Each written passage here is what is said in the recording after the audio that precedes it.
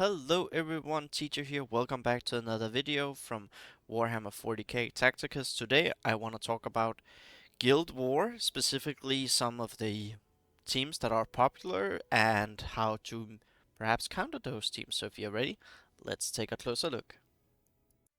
Impurity shall be our armor, hate shall be our weapon, immortality shall be our reward. So we're gonna start off right here, everyone, and we're gonna talk about Necrons.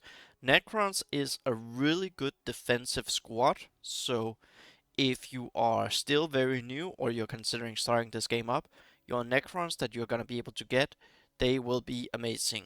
So, like for Guild Wars, especially for the defense part, these are really good due to the healing and with the health buff and everything. Necrons is a really good squad because, let's see if I can actually find it. Yeah, like here they get healed, but it's not this one. Where is it? That is his attacks, it's not those. This one. Mechanical units now restore health. This one is amazing as long as the Medicare is up and running because of the big health buff, and that just helps overall, especially if it's the higher it gets. So they are a very popular defense team, and they can be very hard to get through due to the summons. The more you get them up and running, like the worse they are for you, the better they are for the defendant. So how are you supposed to beat a team like this? We are in the 5th Guild War at the moment, and I've actually been trying to avoid them a little bit because they are really painful. However, I am starting to see what are some of the ways to counter this defense team, and one of them is actually staring at you right here, and that is the Orcs. The Orcs are actually pretty good for the Necrons due to them also having pretty good summon. They have an amazing gap closer in the walk right here. So also because you do more damage. So this is really like the charge in here. Um, you get to do 3 extra attacks. So when you go in and you do a chain attack, that's actually 5. That's close to getting the summon out. And then you do the projectile. So basically, the boss can kill the minions. So he is one way of doing it. Like, let's say they don't get the combo off where you activate due to the summons. It is AI, so that might not happen. Then your boss Golgurts, he can go in and kill one summon. And then Snog can go in and kill the other one. He's actually doing really high damage here. Actually, he's just really good for a lot of units. Also, some people with armor. So he's actually really good. I really enjoy using him.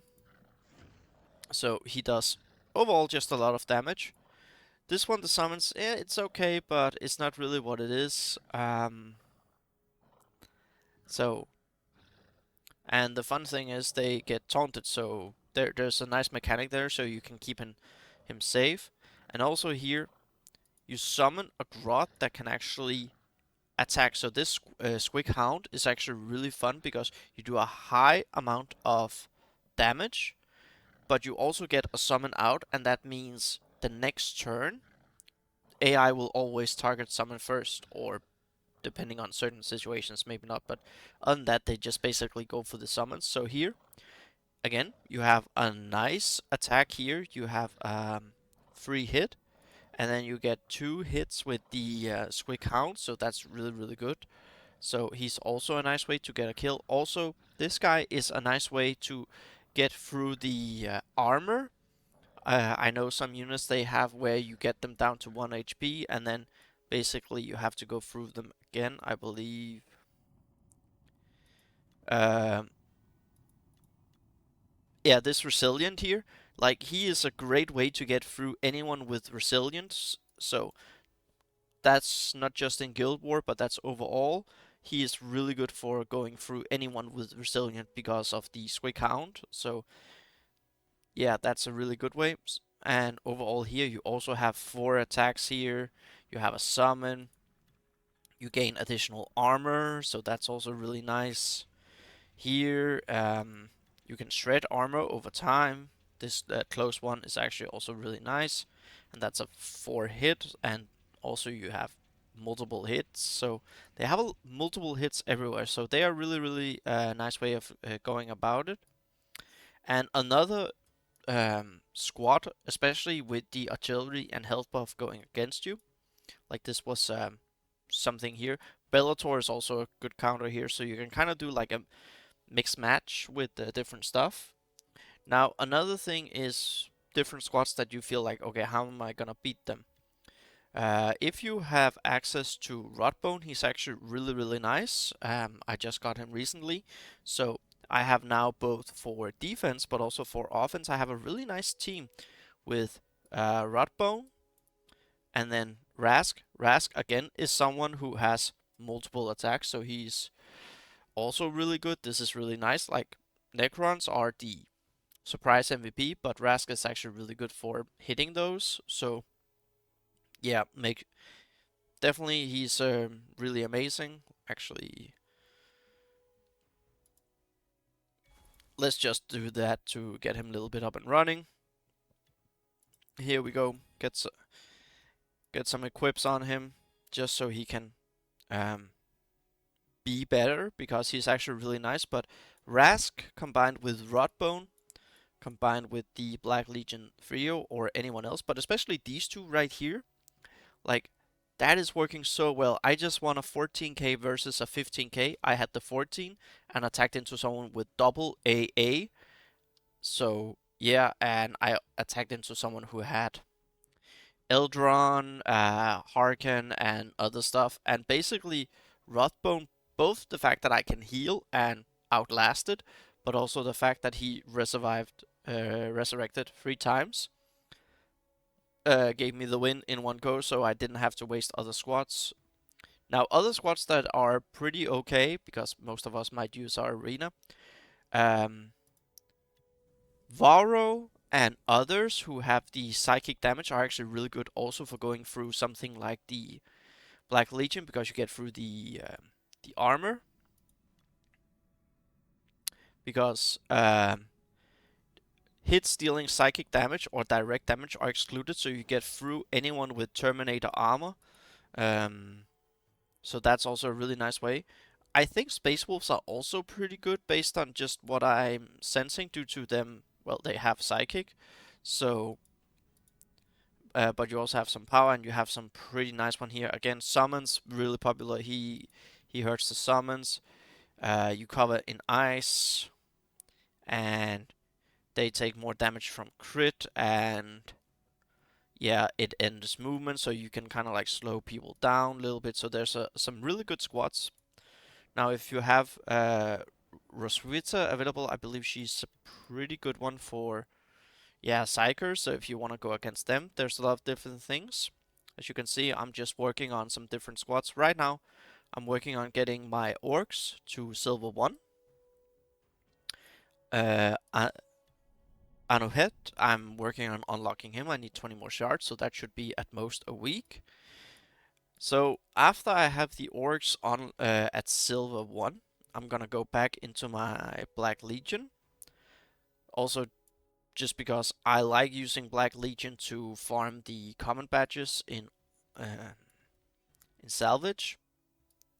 So yeah, I believe salvage, and then yeah, combine down here as well. So want to make as many as possible to silver 1.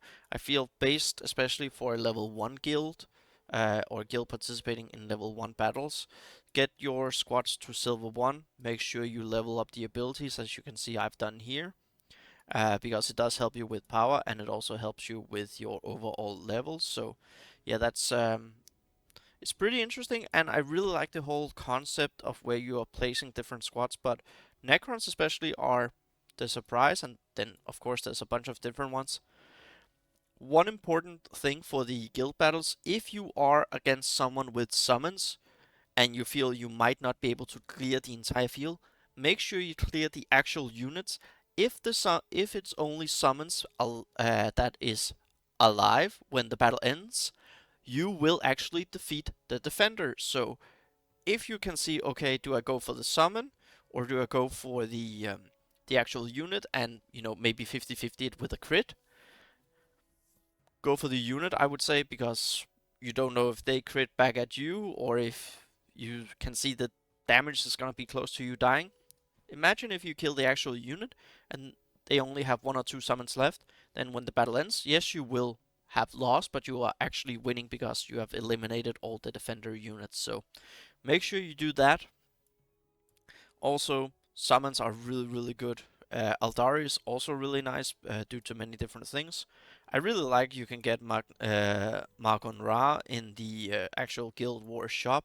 It will take time, but I would say that's a really good one to work on, both before guild bosses, but also the fact it works really well with the team and psychers in total. So yeah, that was it for me, everyone, for this video. I really enjoy Guild War. I would like to see that instead of 6 battles for every 2 weeks, we maybe went down to only do it at weekends, or one during the weekdays and one during the weekends. So should be interesting. But Snowpoint, who have developed the game, they are clearly listening. I can see that from existing content creators who are doing working on the game and hearing those. So that's really nice. But yeah, Necrons, someone with multi-hit and a lot of armor is actually really, really good to get through it because, as you can see here, they have molluscular and that doesn't go through. So they have to go through the actual armor first. And as Oryx, you actually do have a good amount of armor. As you can see here, almost 300, so that's really nice.